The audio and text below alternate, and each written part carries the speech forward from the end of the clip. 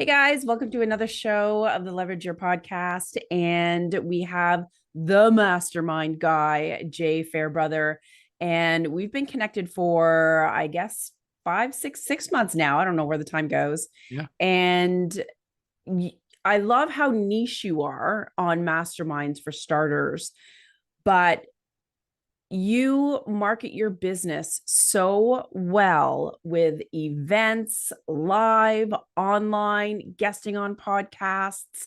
And so, again, I wanted to have you on to really talk about how to use podcasts so that you can grow your own mastermind and how to sell high ticket items like that. Yeah, for the audience. So, thanks and welcome to the show. Thanks, Lindsay. I'm happy to be here. And yeah, let's share some hopefully Yeah, words of wisdom. absolutely. Now people say, masterminds, group coaching. I'm sure there are other terms. Is there a difference between either one, just so we can kind of like lay that foundational Yeah. piece first? Yeah. So in the world of coaches, speakers, healers, thought leaders, I would say 80% of what exists out there that is called a mastermind really is just glorified group coaching, meaning people show up, pray to the altar of the guru, is a little bit of Q&A, maybe a hot seat for good measure, and they call it a mastermind because it's sexier and they can charge more money. Mm. So a true mastermind, Napoleon Hill is credited with coming up with the term, and the concept's pretty simple. You put one person with a brain in a room, another person with a brain, creates this third invisible, intangible force that he called the mastermind. And if you imagine putting 8 to 14 people in 8 to 14 brains in a room, the size of that invisible, intangible force. So the key way to distinguish between what's a group coaching, what's mastermind is, in a mastermind, one of the key components is building relationships with the participants in the program. So it's not just a one-to-guru relationship, but you're actually getting to know the other people that are going through the program with you. You can be the guru, thought leader, trainer, coach, mentor on the top, and you can still trickle down your content and training and all that kind of stuff. But the way to kind of look at it is, in a group coaching program, you could go through a 3-month program, and at the end of it, you don't even really know the other people that went through the program with you, other than seeing them, ask some questions or get on a hot seat. Whereas in a mastermind, you're going to deliberately create and develop those relationships. So the mastermind concept is creating that safe container where it's confidential, it's comfortable, people develop trust and respect, and what that allows to happen is you can open up to have much more vulnerable conversations. People aren't afraid to ask the stupid questions that they might not want to ask in a public forum, because you've developed that sort of rapport and intimacy and relationships with the other members. That is so true. And it's the value of it is like, yes, you get strategies and what have you that you can learn to bring back to your business, how to fix XYZ in your marketing. But it is that safe container and the level of trust and gaining that pool of experience and knowledge and skills that has way more value than you can even picture. Yeah. So when you think about the world we live in with AI and how quickly that's grown, and imagine how it's going to be in 3 to 5 years, like, people aren't going to want to pay for content and training. They can get it for free even now, and it's only going to get more free and more available as we go. But what you cannot replace, what AI can never replace, is that human connection piece, that ability to collaborate, co-create, to tap into a group of people, not just the one guru sitting at the top of the ladder, but tap into a group of people and bring out their shared experience, their shared wisdom, their shared intelligence to contribute to helping you with your specific issue, but as that happens, the whole group grows and succeeds or fails together. But Yeah. it's, they're all there supporting. It's like a little inner circle of people who have your back. That's a great point, Jay. I think we are like starved for that connection part of it and feeling understood and having that safe space. Whereas, like a membership portal, if you will, I feel like some masterminds back in the day, sure, like you said, you have those Q&A calls and you have like a membership site where you can access trainings, where I feel like it's now people really focusing on those relationships. And like you said, with AI, it's so easy to get information. We just want more than that. Yeah. So in the early days of like Facebook groups, online communities, people actually, were much more invested in those communities than now because they're just so prevalent and it's so the level of connection you get in that type of community isn't anything like when you really get to know people. Mm-hmm.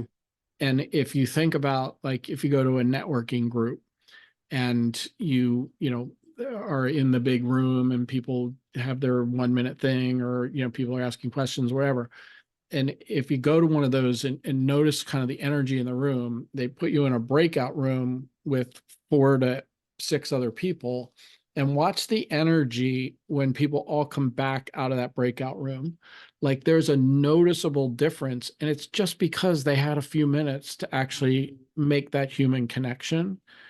And when they come back in the breakout room, it's like everybody's eyes are bigger, they're smiling. Yeah. But that's just a simple way to illustrate, kind of the difference of the sort of surface level community stuff Yeah. and a place where you're actually, making that one to few human connection.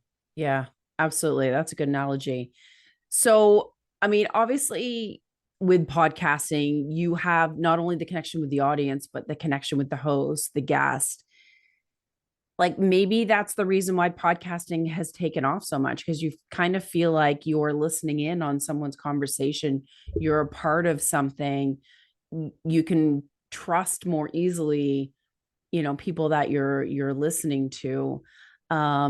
How much would you recommend that mastermind, I don't know what you call them, leaders, coaches, whatever you want to call them, um, use podcasting as a strategy to grow their groups?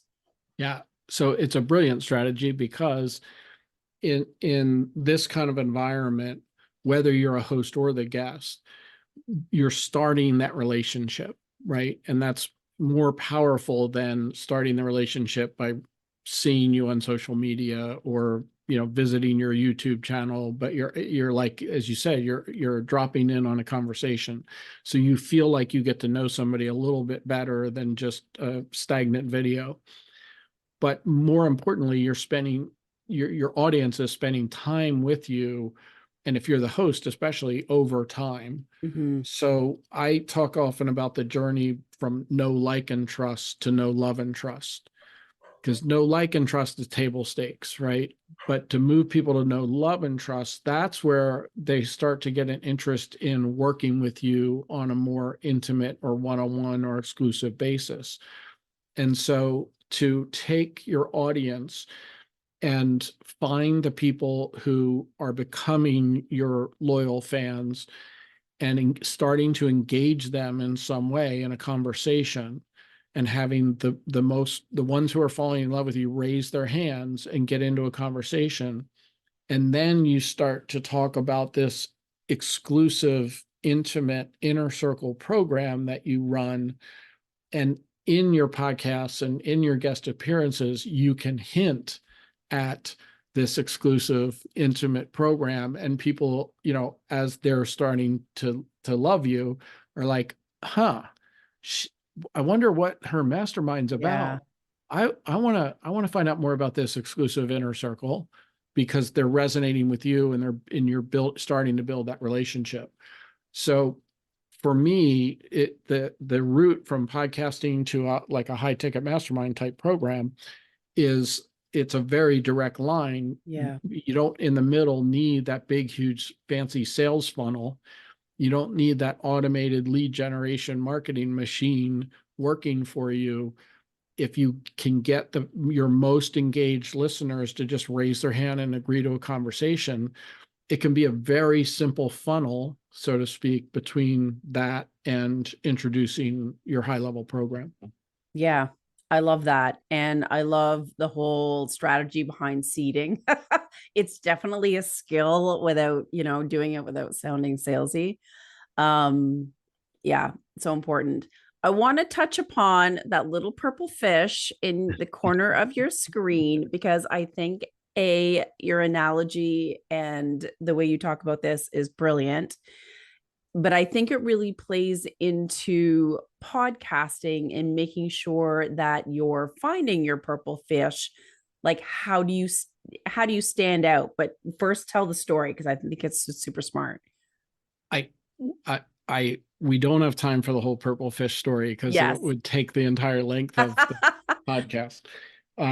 So the purple fish is a story that I made up. I was starting to use this analogy for coaches, speakers, thought leaders, and how we typically fish in the ocean. Meaning, we have a boat and we ride it around the ocean looking for fish, and we know there are millions of fish in the ocean, but we can't find them. And I started to use this analogy of, instead of fishing in the ocean, fish in a pond, Yeah. a stocked pond, preferably, where you have, at least, within that pond are your ideal right fit clients, which are your purple fish.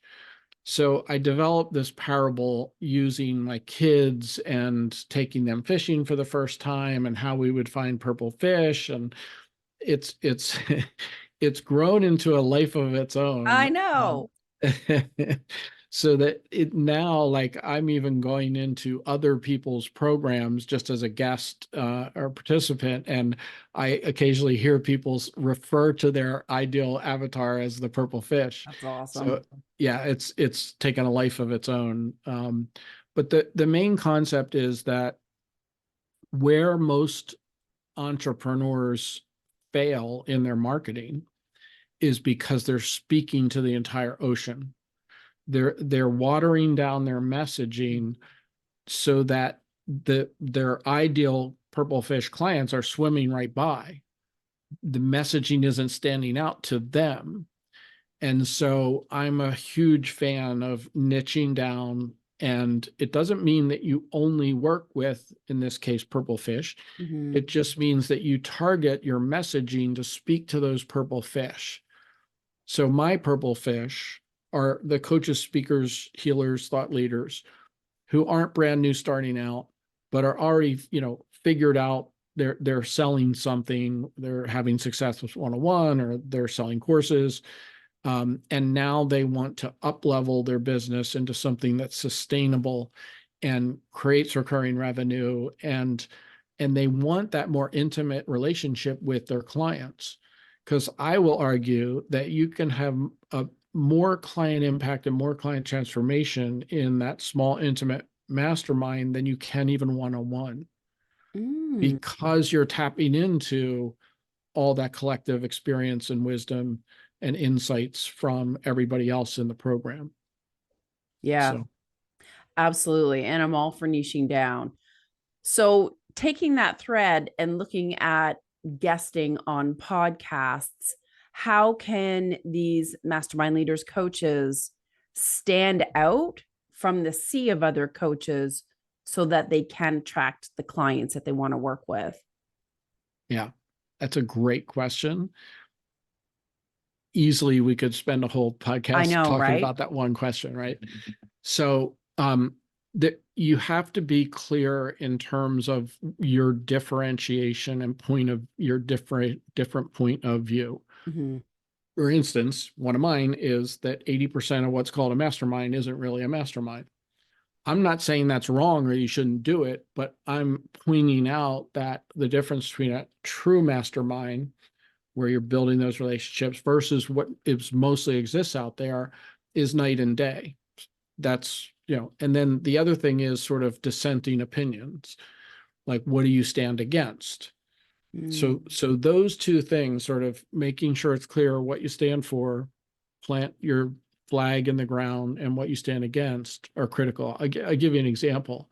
When I was first starting create my marketing messaging around being the mastermind guy, I was talking with someone who I consider a mentor, and I was explaining what I'm doing in the market, some of the messaging I'm creating. And I said, mastermind and group coaching. And she said, stop. And I was like, what? And she said, Jay, like you had me. I was with you 100% all the way up until you mentioned group coaching. Hmm. And I was like, really? She said, as soon as you mentioned group coaching, you put yourself in that ocean of Uh, sharks, all the other, coaches and speakers and experts, and start to sound like everyone else. And she was like, plant your flag, be the mastermind guy, call out the people who are running masterminds that aren't masterminds, mm. and dive into it. And she was so right. And as soon as I did that, things started to click and flow.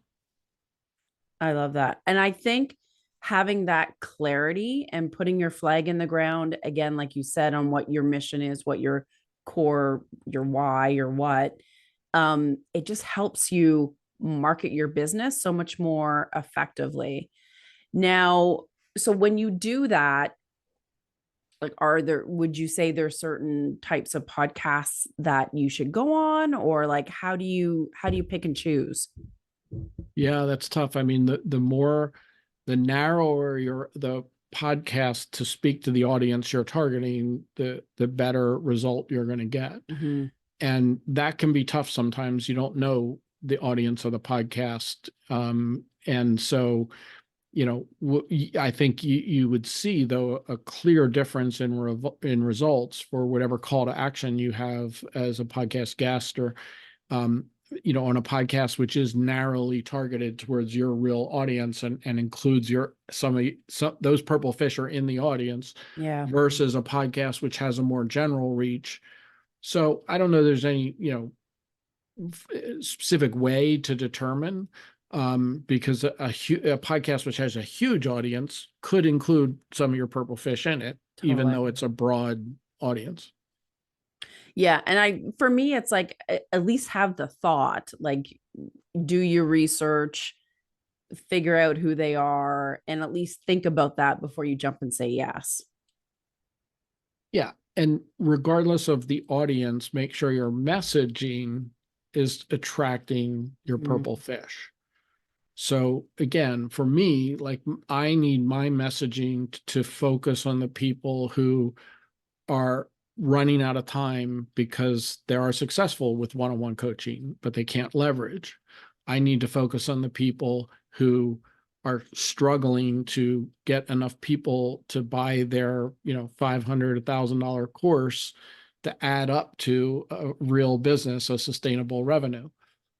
That I need to focus on the people who are tired of, chasing guru after strategy, because they're not able to create one high ticket program that can Mm. generate six figures in revenue.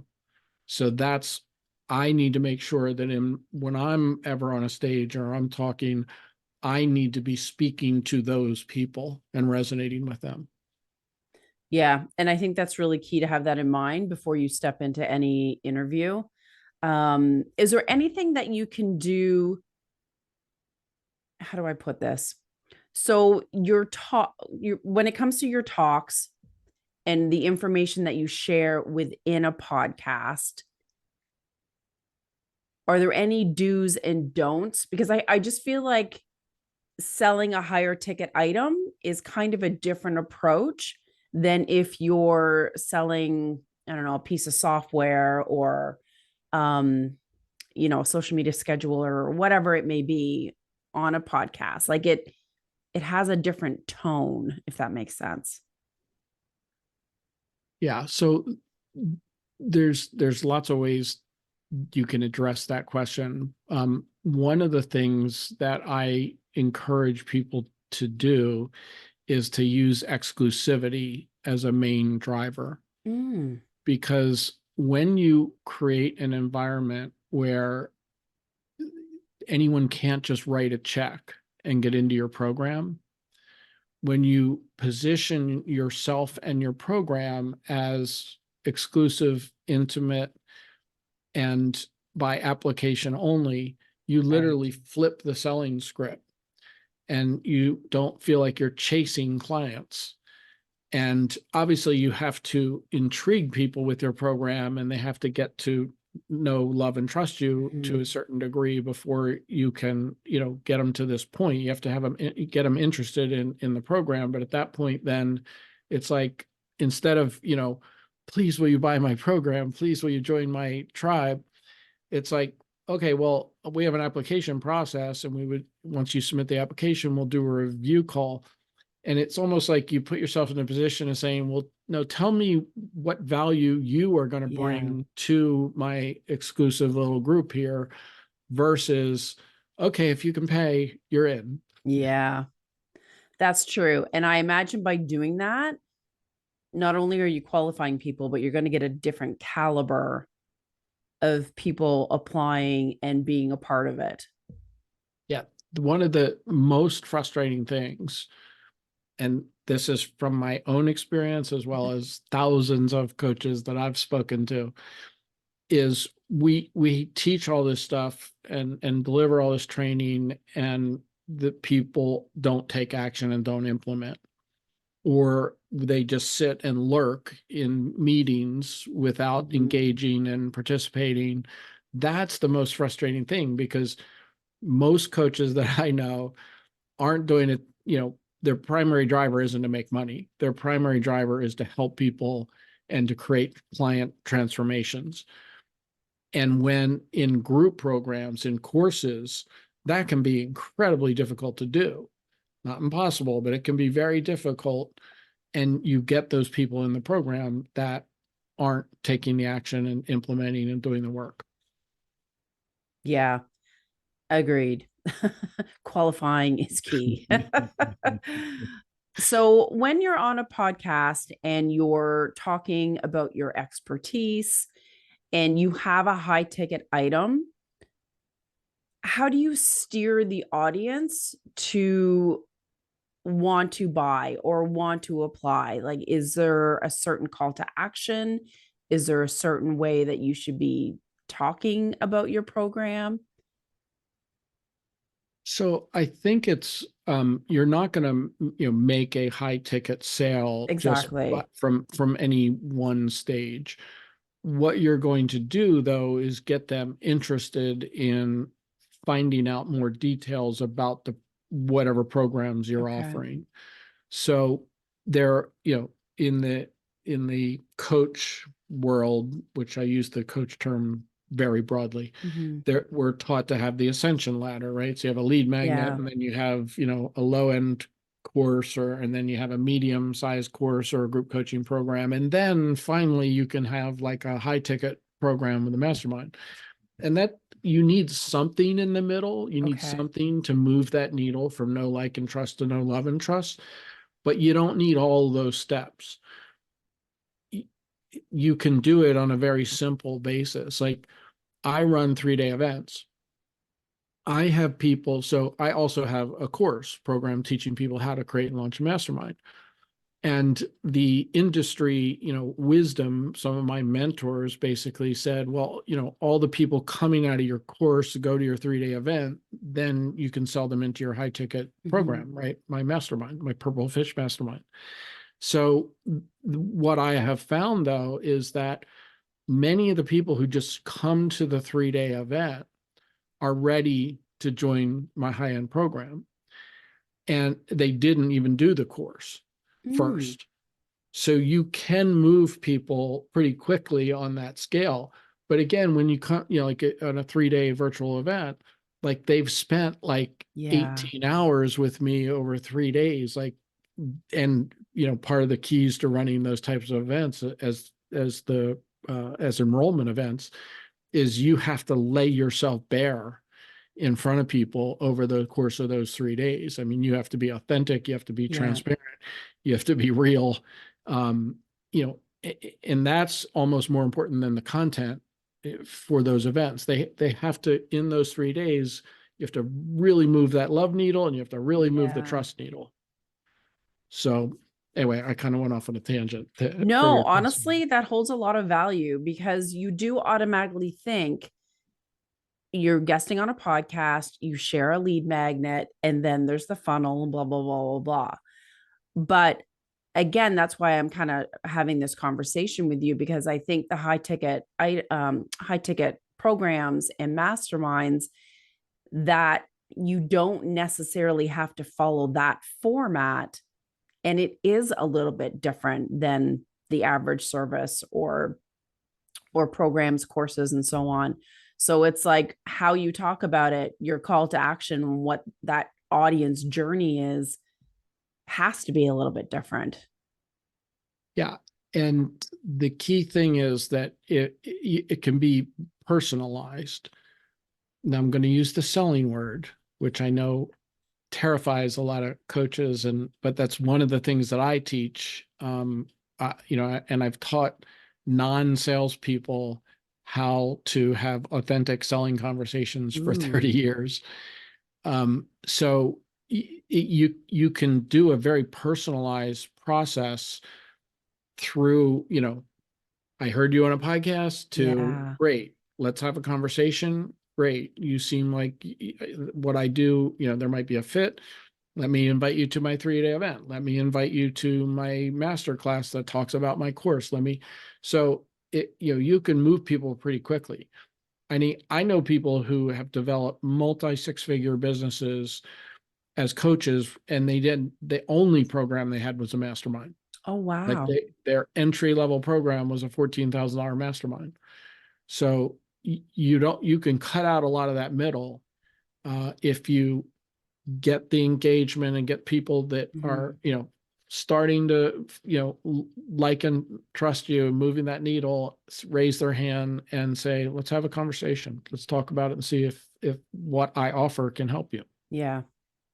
And I think, again, I feel like we've gone full circle here is that it's all about that communicating and feeling comfortable with people, engaging in those conversations where that audience, you can invite them to engage in a conversation or connect on LinkedIn or wherever it may be, and DMing people and again that personal touch versus this, like you said, this ocean and the sea of people, and then all these funnels, and you need like 1,000 people to get in it to be able to get one person. It's like if you just go out of the gate and approach it in such a personal way, I feel like, God, that would be so much less stress.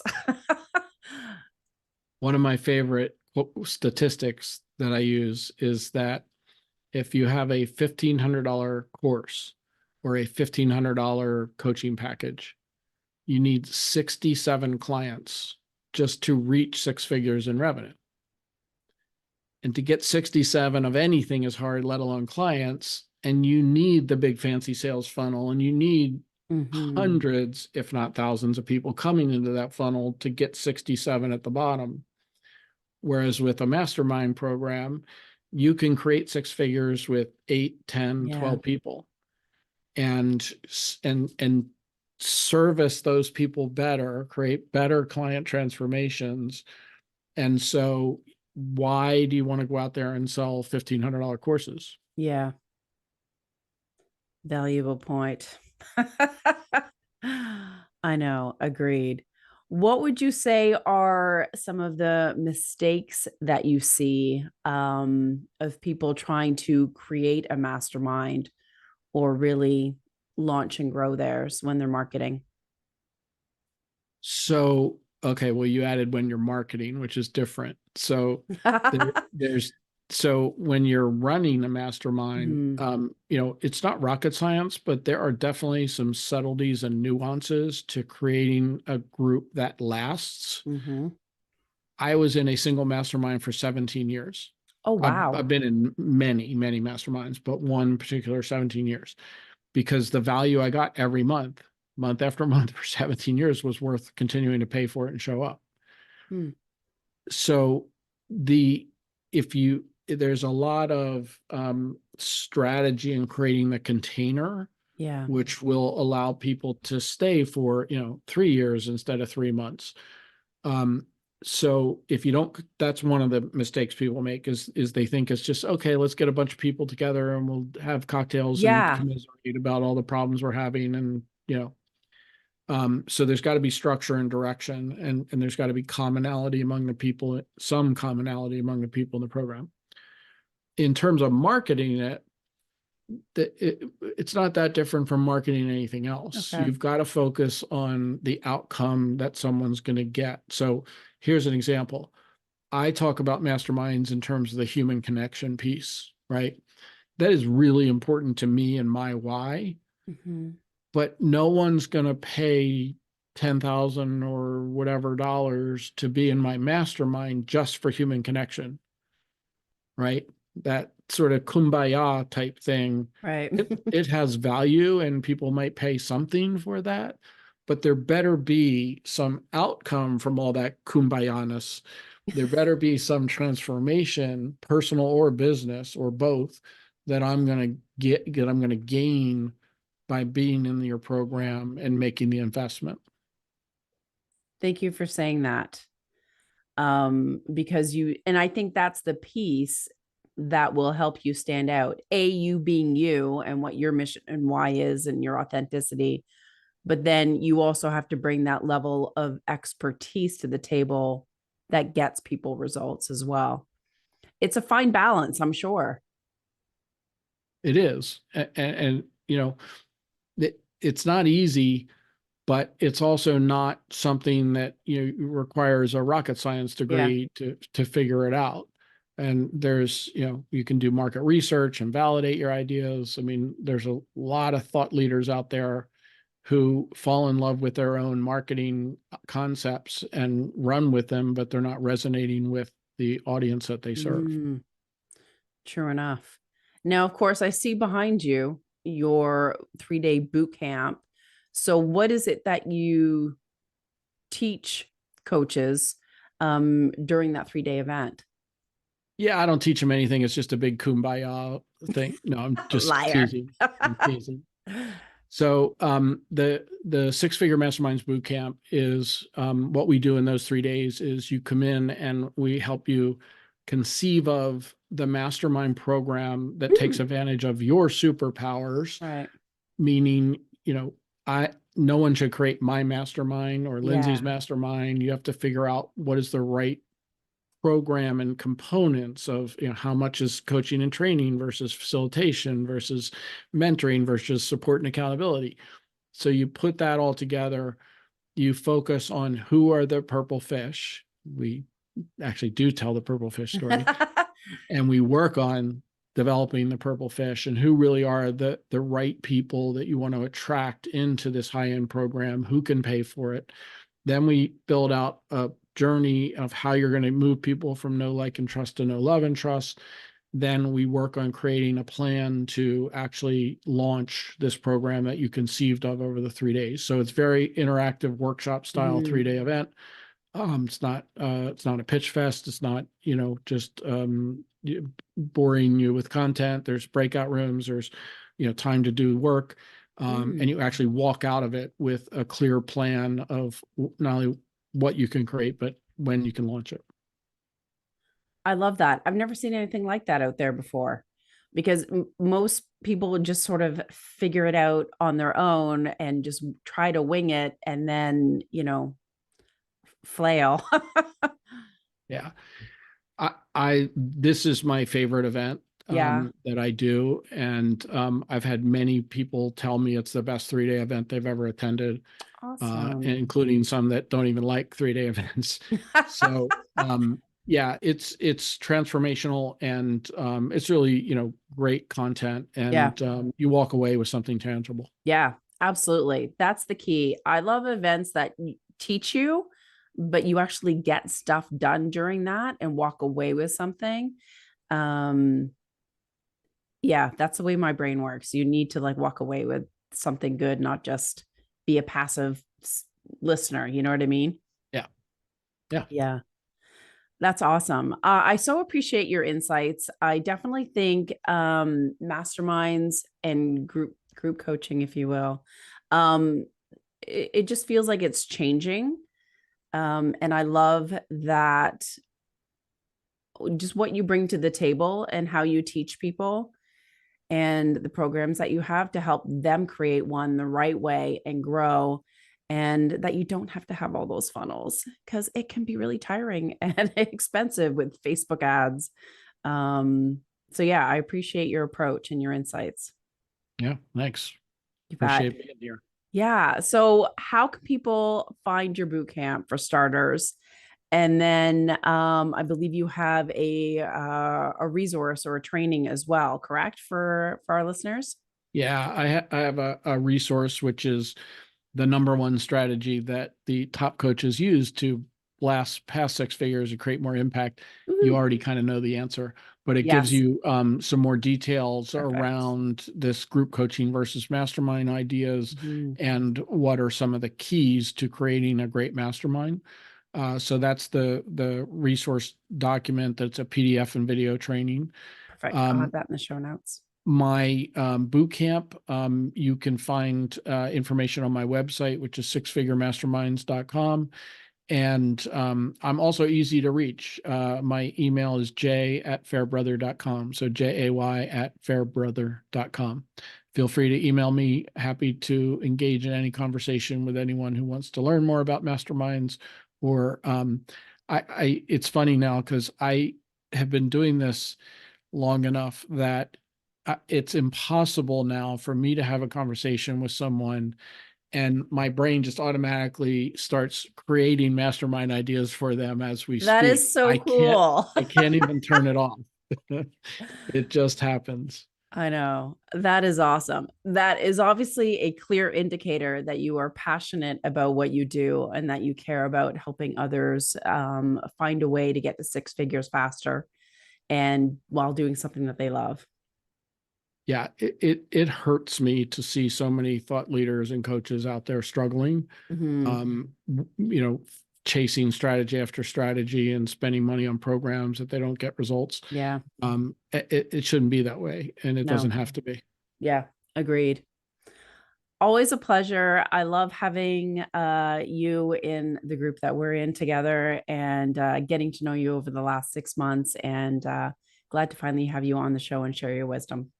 Thanks, Lindsay. I appreciate being here. Yeah.